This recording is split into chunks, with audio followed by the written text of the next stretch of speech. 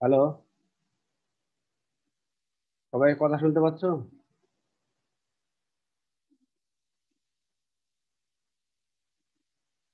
Slide দেখতে পাচ্ছো?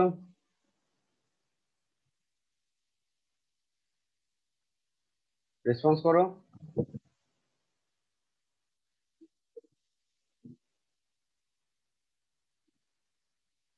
সবাইকে স্লাইড দেখতে পাচ্ছো?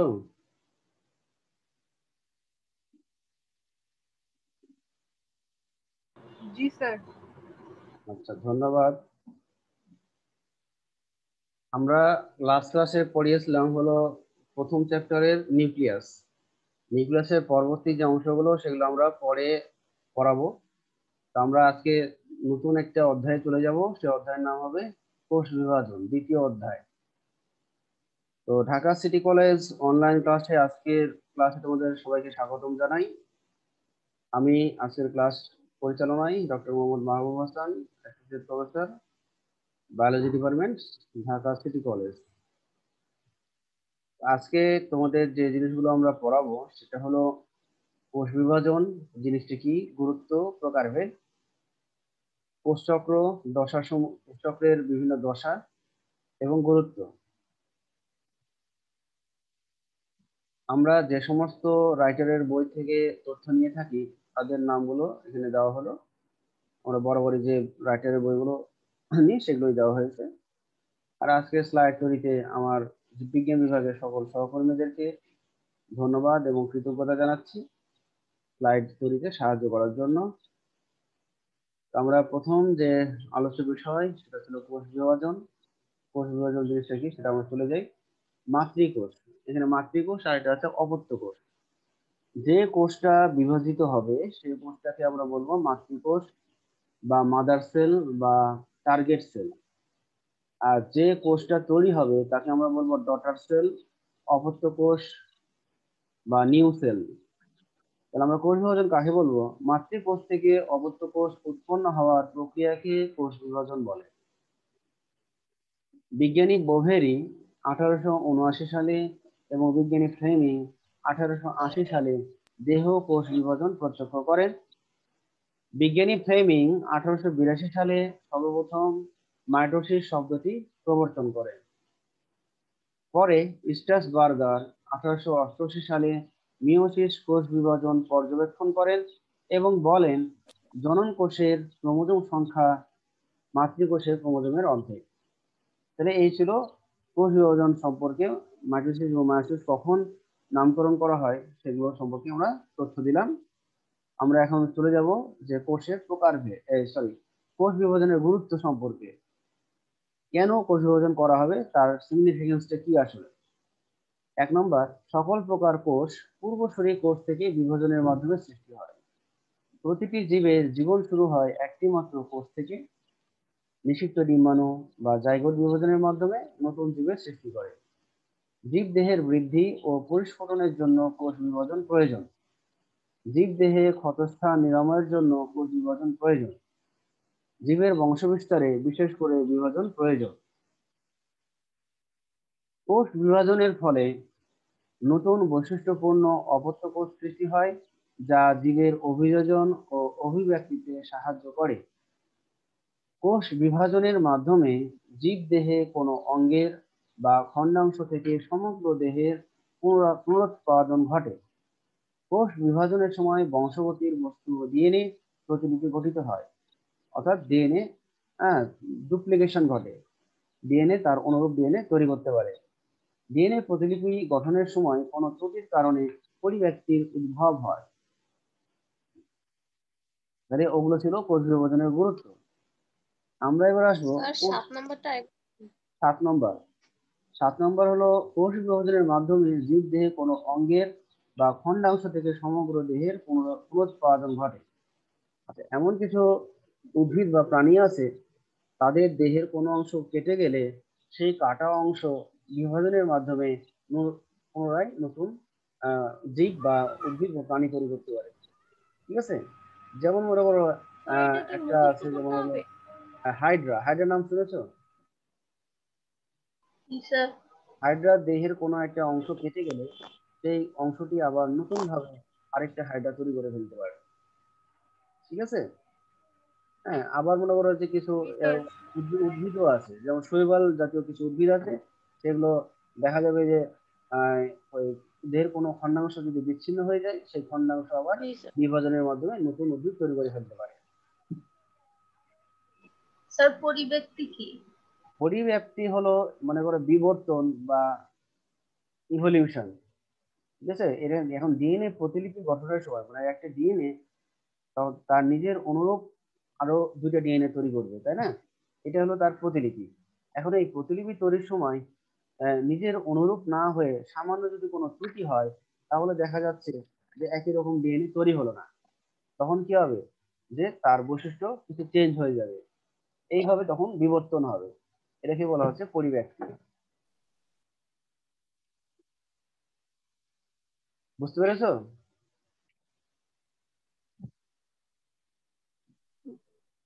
জি স্যার। জি স্যার। আচ্ছা, এবার আমরা চলে যাব কোষ বিভাজনের প্রকারভেদে। জীবজগতে 3 ধরনের কোষ বিভাজন দেখা যায়: অ্যামাইটোসিস, মাইটোসিস, মায়োসিস বা মিওসিস। মিওসিসের উচ্চারণ দুইটা, একটা মিওসিস বলে, কেউ মায়োসিস বলে। আমরা প্রথমেই যাব অ্যামাইটোসিস। সংজ্ঞাটা হলো নিউক্লিয়ার মেমব্রেন ও নিউক্লিওলাসের অবলুপ্তি না ঘটিয়ে এবং ক্রোমোজোম ও স্পিন্ডল যন্ত্র গঠন না করে যে প্রক্রিয়ায় নিউক্লিয়াস ও সাইটোপ্লাজম সরাসরি বিভাজিত হয়ে দুটি অপত্য কোষ সৃষ্টি করে, তাকে অ্যামাইটোসিস বলে।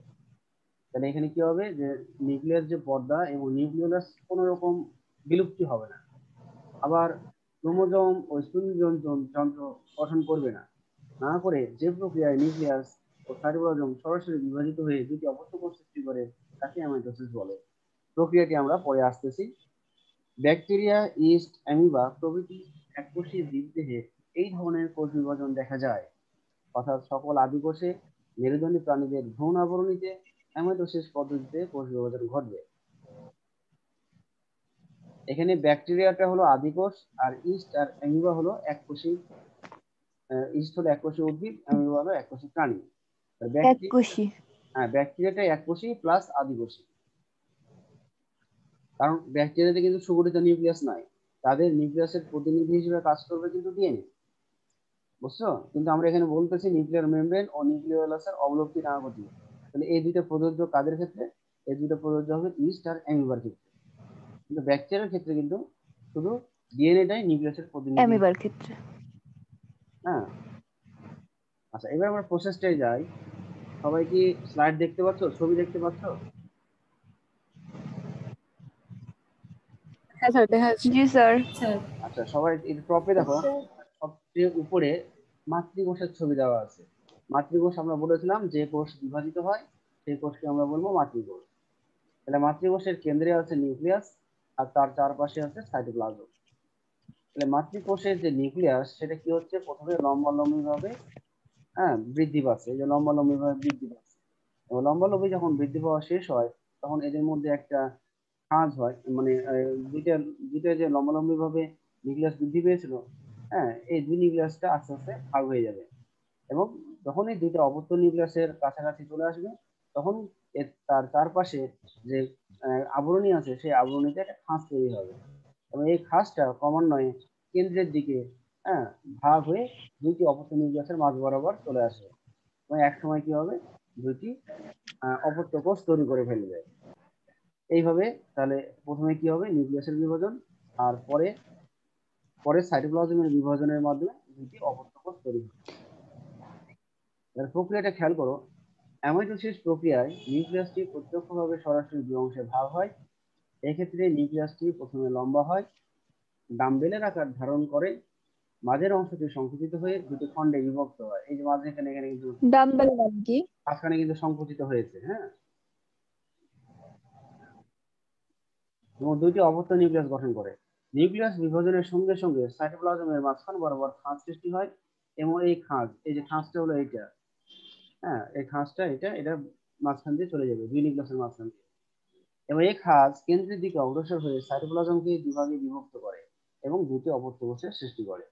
তাহলে এইভাবে দুইটি অপত্য কোষ তৈরি হয়। তাহলে আমরা কি সবাই অ্যামাইটোসিস প্রক্রিয়াটা বুঝলাম? জি স্যার।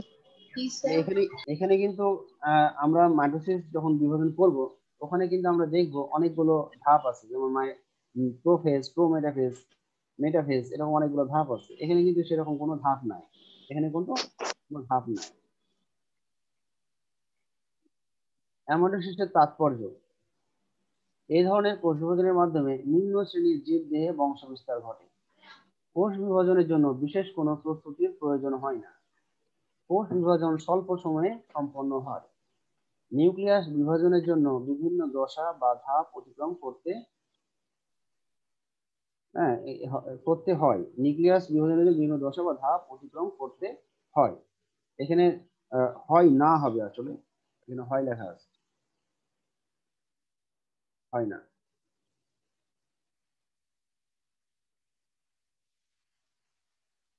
আচ্ছা, এবার আমরা চলে যাব মাইটোসিসের বৈশিষ্ট্য। মাইটোসিস বৈশিষ্ট্য যাওয়ার আগে আমরা মাইটোসিসের সংজ্ঞাটা একটু জেনে নিই। যে কোষ বিভাজনের মাধ্যমে যে কোষ বিভাজনের মাধ্যমে একটা একটা মাতৃকোষের ক্রোমোজোম এবং নিউক্লিয়াস দুটোই একবার করে বিভাজন হবে এবং বিভাজিত হয়ে যে উৎপন্ন অপত্য কোষ তৈরি করবে, সেই উৎপন্ন অপত্য কোষের ক্রোমোজোম সংখ্যা মাতৃকোষের সমান সংখ্যক এবং সমগুণ সম্পন্ন হয়, তাকে আমরা বলবো মাইটোসিস। ঠিক আছে, তাহলে এখানে নিউক্লিয়াস এবং ক্রোমোজোম একবার করে বিভাজিত হবে এবং যে কোষগুলো তৈরি করবে সেই কোষগুলোতে ক্রোমোজোম সংখ্যা এবং মাতৃকোষের ক্রোমোজোম সংখ্যা সমান থাকে। এটাই হলো মাইটোসিসের সংজ্ঞা। আমরা এবারে বৈশিষ্ট্যগুলো জেনে নিই। মাইটোসিস কেবল জীবের দেহকোষে সংঘটিত হয়। মাইটোসিসে নিউক্লিয়াস ও ক্রোমোজোম একবার করে বিভাজিত হয়। অপত্য কোষ বা নবজাত কোষ ও মাতৃকোষের মধ্যে ক্রোমোজোমের সংখ্যা সমান থাকে। মাইটোসিসে ক্রোমোজোম লম্বালম্বিভাবে বিভাজিত হয়ে ক্রোমাটিড সৃষ্টি করে। মাইটোসিসে ক্রোমোজোম লম্বালম্বিভাবে বিভাজিত হয়ে ক্রোমাটিড সৃষ্টি করে। যেহেতু ক্রোমোজোমের বৈশিষ্ট্যগত কোনো পরিবর্তন হয় না, কাজেই অপত্য কোষগুলো মাতৃকোষের সমগুণ সম্পন্ন হয়।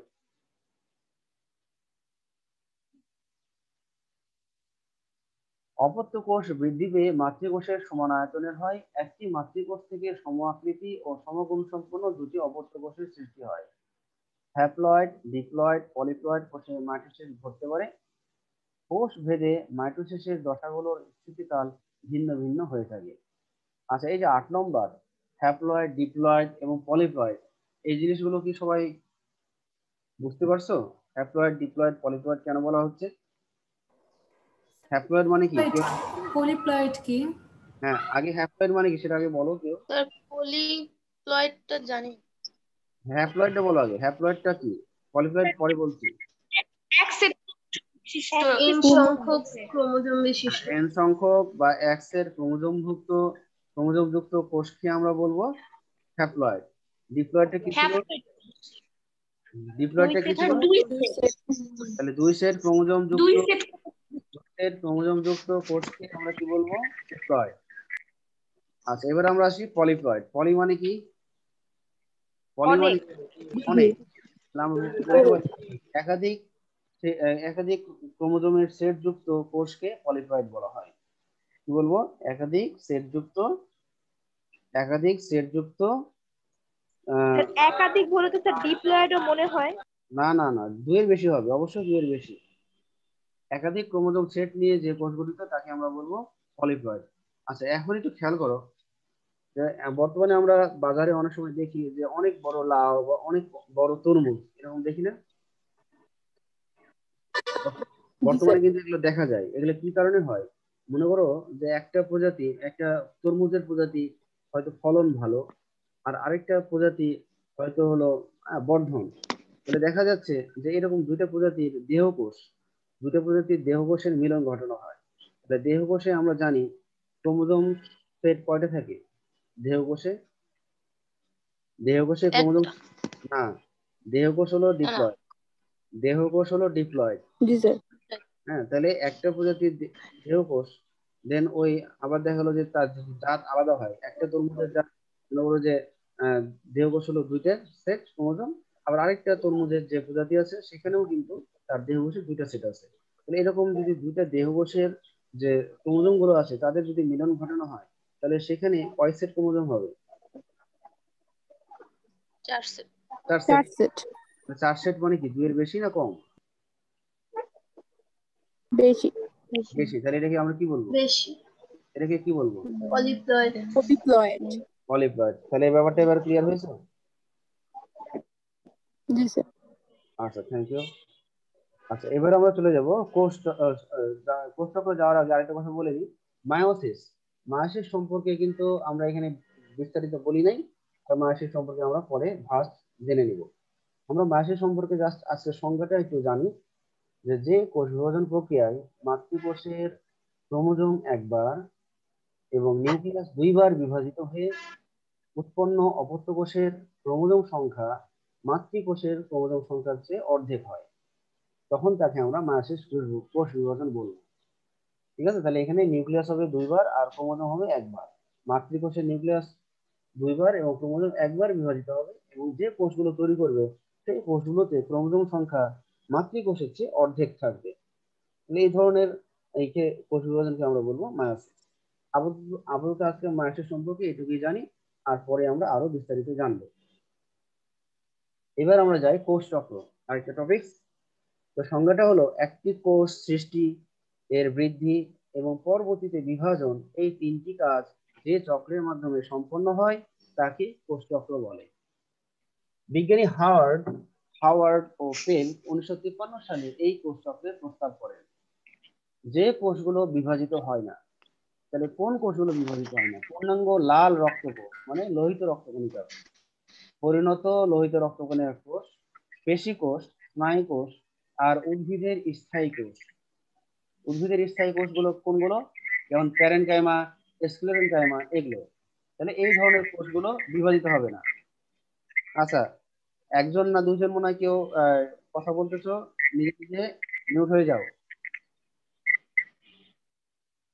আচ্ছা, এবার আসছি আমরা কোষ চক্রকে দুইটা ভাগে ভাগ করা হয়।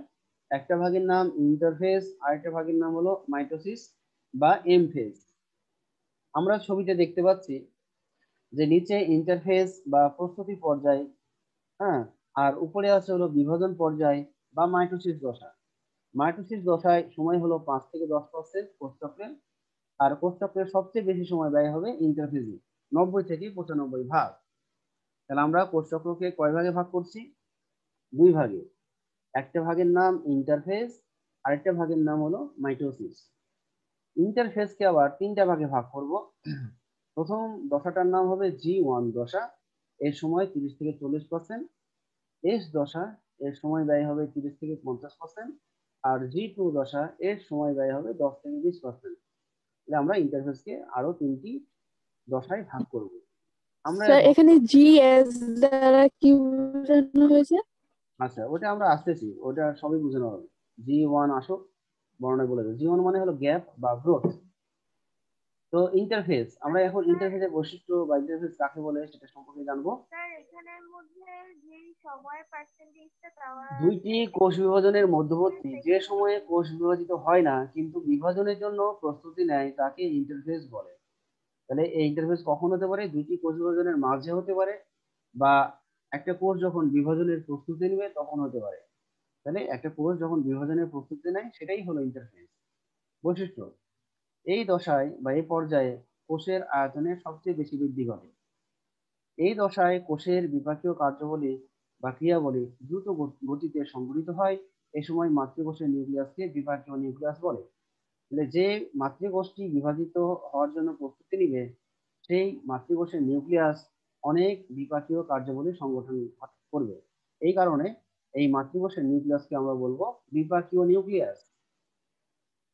মাতৃকোষের যে ডিএনএ আছে এই ডিএনএ সংশ্লেষণের জন্য প্রয়োজনীয় এনজাইম আরএনএ সংশ্লেষিত হয়। নিউক্লিয় আবরণী অক্ষত অবস্থায় থাকে। নিউক্লিওলাস স্পষ্ট, রাইবোজোমাল বস্তুর সংশ্লেষণ ঘটে। ক্রোমোজোমস্থ ডিএনএ এর দ্বিত্বকরণ ঘটে। তাহলে ক্রোমোজোমের মধ্যে যে ডিএনএ গুলো থাকবে সেই ডিএনএ গুলো ডুপ্লিকেশন বা রেপ্লিকেশন বা দ্বিত্বকরণ ঘটবে। ডিএনএ যদি 2টা থাকে 4টা হয়ে যাবে, ডিএনএ যদি 4টা থাকে 8টা হয়ে যাবে, এরকম। পরবর্তী বিভাজন দশার জন্য কোষের প্রয়োজনীয় শক্তি মজুদ থাকে। প্রাণী কোষে সেন্ট্রোজোমের বিভাজন ঘটে এবং দুজোড়া সেন্ট্রিওল গঠিত হয়। টার্গেট কোষের সারফেসে বিশেষ রিসেপ্টর প্রোটিনের সাথে গ্রোথ ফ্যাক্টর সংযুক্ত হয়ে কোষ চক্র শুরু করার নির্দেশ দান করে। তাহলে টার্গেট কোষ মানে মাতৃকোষ। তাহলে মাতৃকোষের সারফেস মানে মাতৃকোষের আবরণ।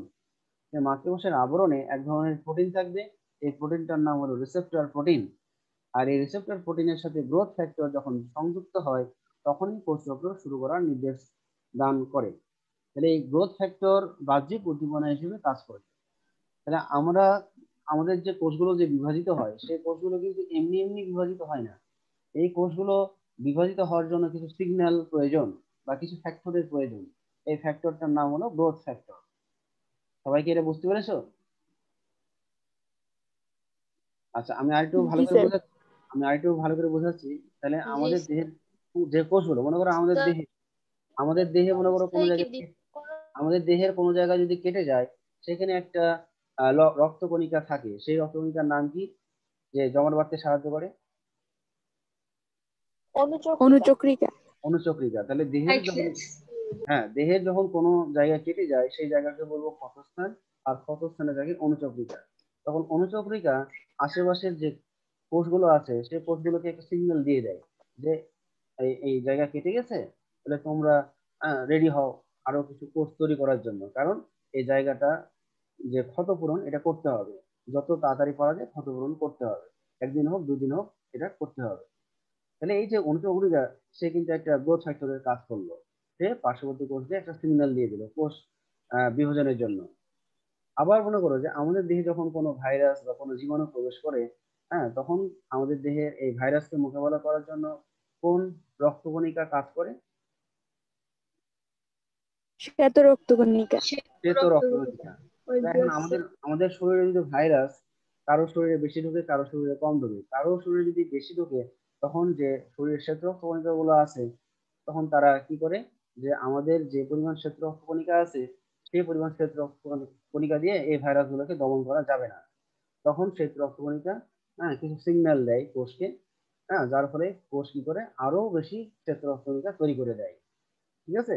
যার ফলে ওই ভাইরাস গুলোকে মোকাবেলা করার জন্য যথেষ্ট হয়। তাহলে এই গ্রোথ ফ্যাক্টর সবাই বুঝতে পেরেছো? জি তাহলে স্যার। অনুচক্রিকা, শ্বেত রক্তকণিকা এরা গ্রোথ ফ্যাক্টরের ভূমিকা পালন করে। আবার যদি উদ্ভিদে চলে যায়, উদ্ভিদে একটা হরমোন আছে অক্সিন, নাম শুনেছো? Auxin hormone. জি স্যার। স্যার। হ্যাঁ, এই হরমোন যদি উদ্ভিদে নিঃসৃত হয় বা উদ্ভিদে যদি বাইরে থেকে প্রয়োগ করা হয়, তাহলে যেখানে প্রয়োগ করা হবে সেখানকার কোষগুলো কোষ বিভাজন শুরু করার একটা সিগন্যাল পাবে।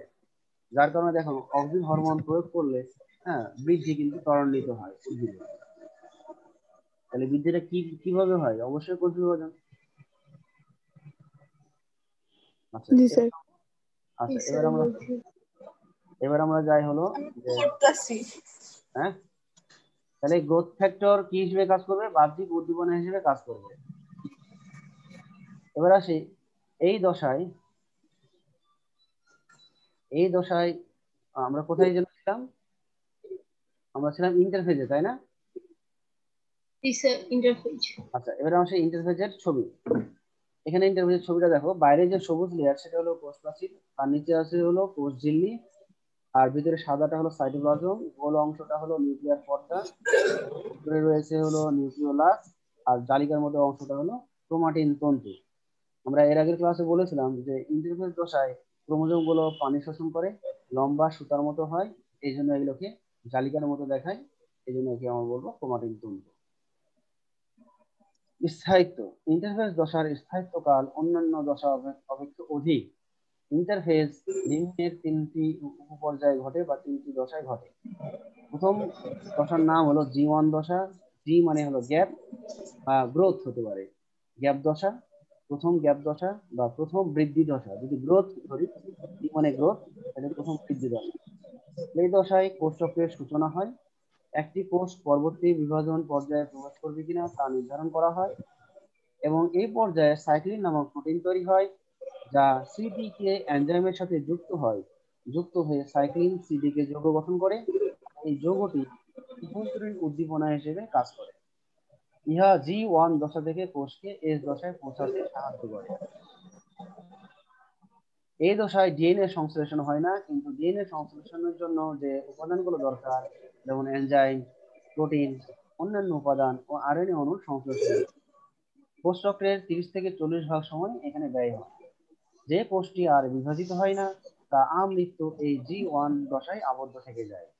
তাহলে আমরা G1 দশাটা আবার আমি রিপিট করি। তাহলে G1 দশায় প্রথমে কি ঘটনা ঘটবে? G1 দশায় মূলত কি করবে? কোষ চক্রের সূচনা সৃষ্টি করবে বা সূচনা হবে, এবং কোষ পরবর্তী বিভাজন পর্যায়ে মানে মাইটোসিস বিভাজন পর্যায়ে যাবে কিনা সেটা নির্ধারণ করবে। এই পর্যায়ে প্রথম একটা প্রোটিন তৈরি হবে, নাম হলো সাইক্লিন। আর এই সাইক্লিন প্রোটিন মাতৃকোষের সাইটোপ্লাজমে একটা এনজাইম আছে সিটিকে, তার সাথে কম্বাইন্ড হবে, তার সাথে যুক্ত হবে, যুক্ত হয়ে একটা যৌগ গঠন করবে। সেই যৌগটার নাম কি? সাইক্লিন সিটিকে যৌগ।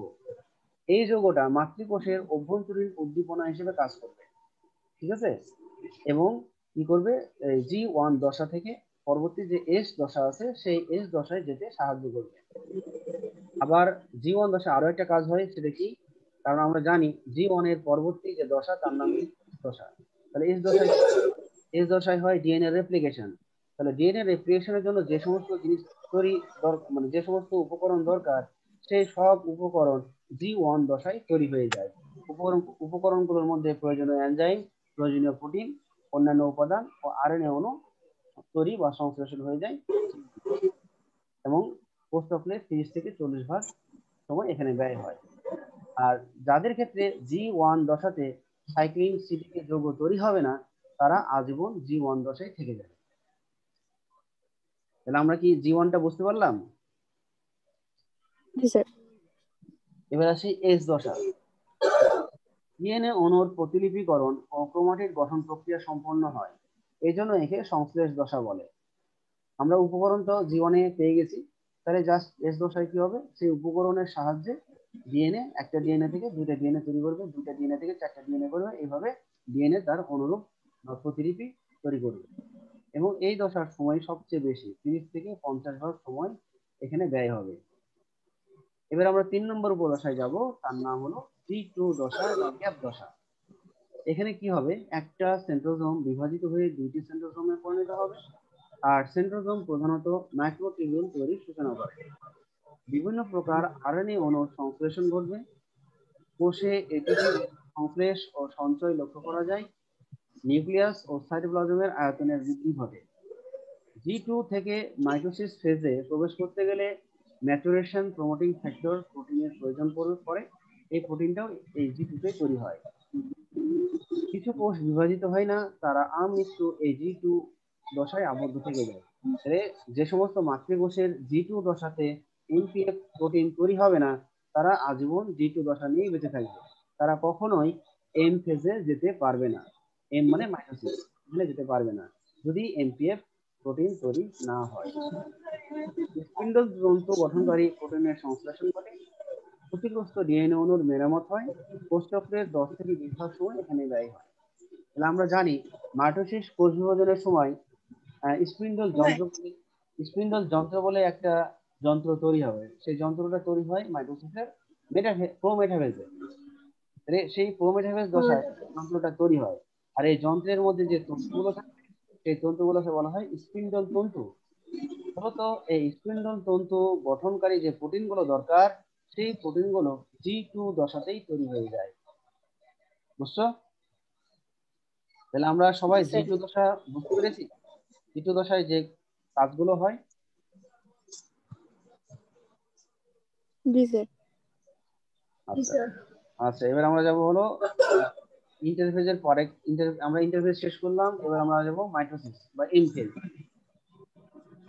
একটি জটিল প্রক্রিয়ায় নিউক্লিয়াসের বিভাজন ও পুনর্গঠন, সাইটোপ্লাজমের নতুন দুই কোষে গমন, কোষঝিল্লি কোষ প্রাচীর গঠনের মাধ্যমে পরিণত দুটি অপত্য কোষ সৃষ্টির মধ্য দিয়ে এম ফেজ সমাপ্ত হয়। আমরা যখন মাইটোসিস করব, তখন মাইটোসিসকে আমরা দুইটা ভাগে ভাগ করব। একটা ভাগের নাম হবে ক্যারিওকাইনেসিস, আর আরেকটা ভাগের নাম হবে সাইটোকাইনেসিস। আমরা মাইটোসিসের এখানে আমরা প্রথম লাইনে যে কথাটা বলা হয়েছে, একটি জটিল প্রক্রিয়ায় নিউক্লিয়াসের বিভাজন ও পুনর্গঠন। তাহলে এই প্রক্রিয়াটা হবে ক্যারিওকাইনেসিসের মাধ্যমে। আমরা ক্যারিওকাইনেসিসের ক্ষেত্রে 5টা পর্যায় পাবো, প্রোফেজ থেকে টেলোফেজ। তাহলে এই 5টা পর্যায় বা ক্যারিওকাইনেসিসের মাধ্যমে আমরা নিউক্লিয়াসের বিভাজন ও পুনর্গঠন হবে। আচ্ছা, দ্বিতীয় লাইনে আমরা এখানে বলছি সাইটোপ্লাজম এর নতুন দ্বিকোষ গমন। এটা হলো সাইটোকাইনেসিসের কাজ। তাহলে সাইটোকাইনেসিসের সময় কি হবে? সাইটোপ্লাজমের নতুন দ্বিকোষ গমন হবে, কোষঝিল্লি কোষপ্রাচীর গঠন হবে, গঠনে দুটি অপত্য কোষ সৃষ্টি হবে। এভাবে এম ফেজ সমাপ্ত হয়। আমরা এখানে যত সংক্ষেপে এম ফেজ সমাপ্ত হয় বলতেছি, আসলে এম ফেজ একটা অনেক বড় একটা প্রক্রিয়া। আমরা এর পরের ক্লাসে মাইটোসিস ফেজের যে দশাগুলো আছে বা পর্যায়গুলো আছে সেগুলো পড়াবো। তো কোষ চক্রের মোট সময়ের 5 থেকে 10 ভাগ সময় ব্যয় হয় মাইটোটিক ফেজের জন্য। একটা কোষ চক্র সম্পন্ন করার জন্য 5 থেকে 10 ভাগ সময় ব্যয় হবে মাইটোসিস ফেজের জন্য। তাহলে এইভাবেই প্রথমে ইন্টারফেজ, এম ফেজ, ইন্টারফেজ চক্রাকারে চলতে থাকবে।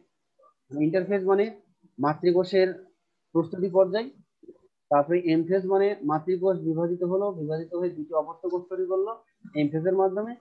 আর যে দুইটা অপত্য কোষ তৈরি হলো তারা আবার বিভাজনের জন্য প্রস্তুতি নেবে, এই জন্য তখন তাদেরকে আবার ইন্টারফেজ দশায় যেতে হবে। এই জন্য বলতেছি ইন্টারফেজ, এম ফেজ, ইন্টারফেজ, এটা চক্রাকারে চলতে থাকবে। আচ্ছা, এবার আমরা আসবো কোষ চক্রের গুরুত্ব। তাহলে কোষ চক্র 1 নম্বরটা হলো কি? কোষ চক্র বহুকোষী জীবের প্রজনন, বৃদ্ধি, মৃত কোষ প্রতিস্থাপন, ক্ষতপূরণ ইত্যাদিতে সাহায্য করে। তাহলে এই জন্য কোষ চক্র দরকার। তাহলে বহুকোষী জীবের প্রজনন, বৃদ্ধি, মৃত কোষ প্রতিস্থাপন, ক্ষতপূরণ ইত্যাদিতে সাহায্য করে। আমি ক্ষতপূরণ দিয়ে তোমাদের এটা বুঝিয়েছিলাম। 2 নম্বর, কোষ চক্রের ইন্টারফেজ দশা থাকায় কোষে বিভিন্ন বস্তুর সংশ্লেষ ও বৃদ্ধি সম্ভব হয়।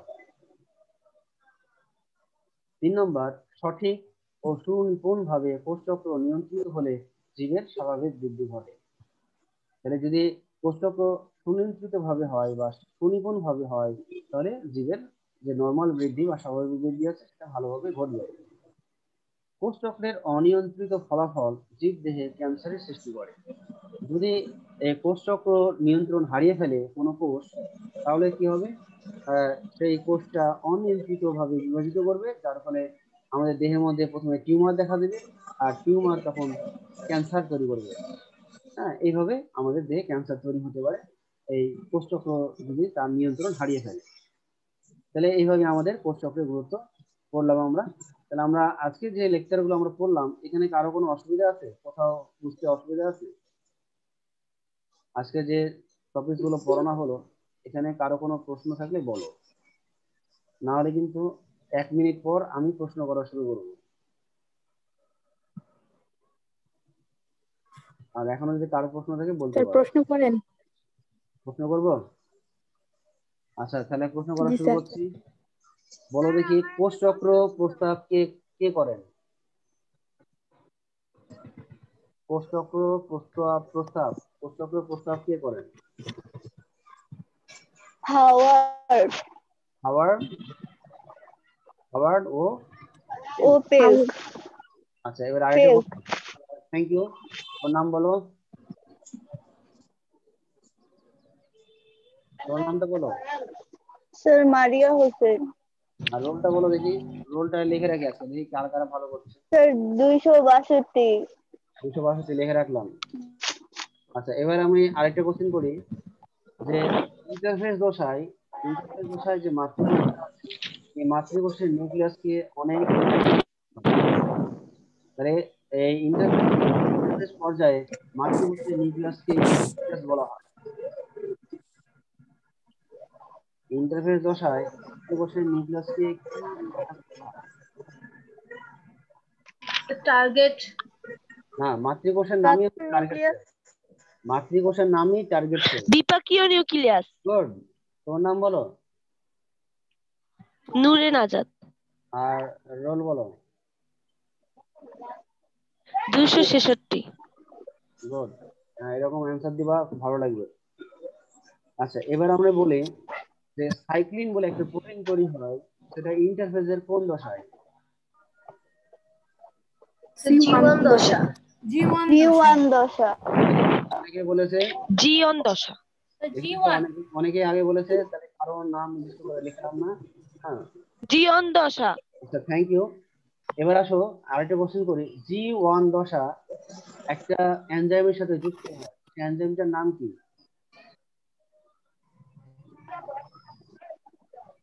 G1 protein. না, আমি বললাম সাইক্লিন প্রোটিন একটা এনজাইমের সাথে যুক্ত হয় G1 দশাতে, সেই এনজাইমটার নাম কি? স্যার সিডিকে। সিডিকে। বলো, তোমার রোল বলো, নাম বলো। স্যার মারিয়া হোসেন 262। আচ্ছা, মারিয়া হোসেন, ভালো করতেছো, তোমার পয়েন্ট বাড়তেছে। আচ্ছা, এখন আমরা আসি সিডিকে এর পুরো নামটা বলো দেখি। Cyclin dependent কাইনেসেস।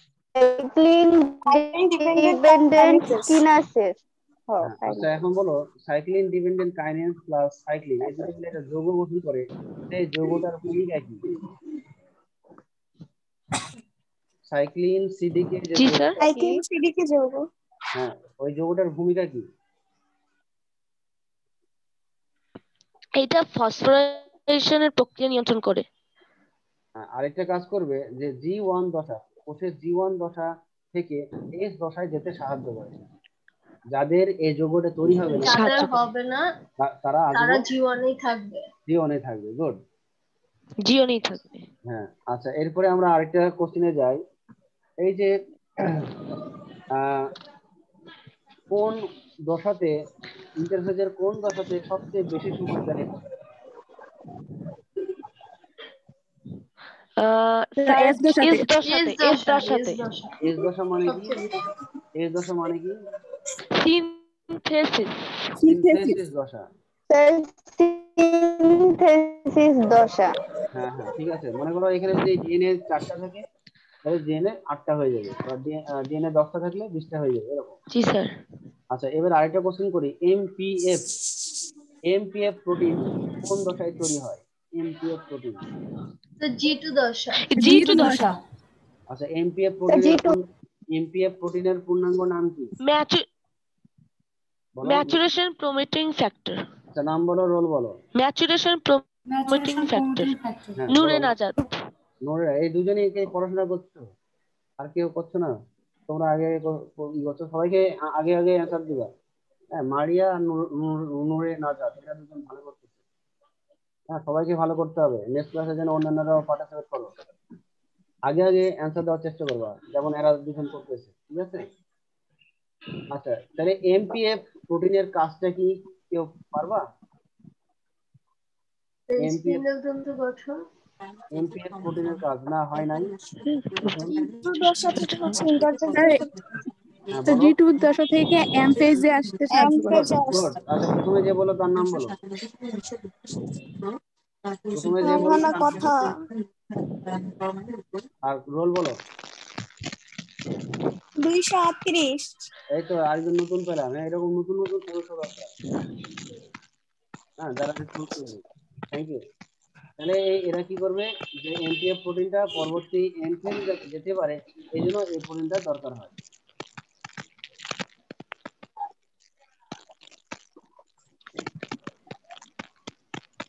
আচ্ছা, এবারে আসে আরেকটা, যে ক্রোমাটিন তন্তু কখন বলবো?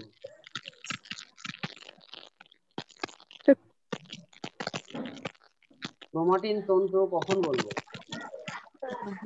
তোর কোষ বিভাজন যখন হয় না, এটা থেকে কোষের জল বিয়োজন বিশ্রামকালে। মানে কোষ বিভাজন যখন হয় না। ইন্টারফেজ দশা।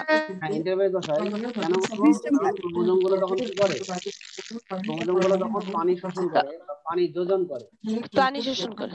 পানি শোষণ করে বা যোজন করে, জি স্যার। যার ফলে লম্বা সুতার মতো দেখায় বা গাড়ির মতো ক্রোমাটিন দেখতে। তন্তু হ্যাঁ, এই জন্য তখন আমরা বলবো ক্রোমাটিন তন্তু। পরিণত হয়। এই ইন্টারফেজ দশায় হবে। আর আরেকটা হবে মাইটোসিস টেলোফেজ। টেলোফেজেও ক্রোমাটিন তন্তু মাইটোসিস। দেখা যায়। জি স্যার। আচ্ছা, তো থ্যাংক ইউ। আজকে ক্লাসের বেশি সময় নাই, তোমরা ভালো করে পড়াশোনা করো। হ্যাঁ, তোমরা রেসপন্স করতে ভালো। হ্যাঁ, মানে ভালো লাগছে। তো সবাই পার্টিসিপেট করার চেষ্টা করবা, আর লেকচার গুলো ভালো করে পড়বা। কোনো প্রশ্ন থাকলে নোট করে রাখো, পরবর্তী ক্লাসে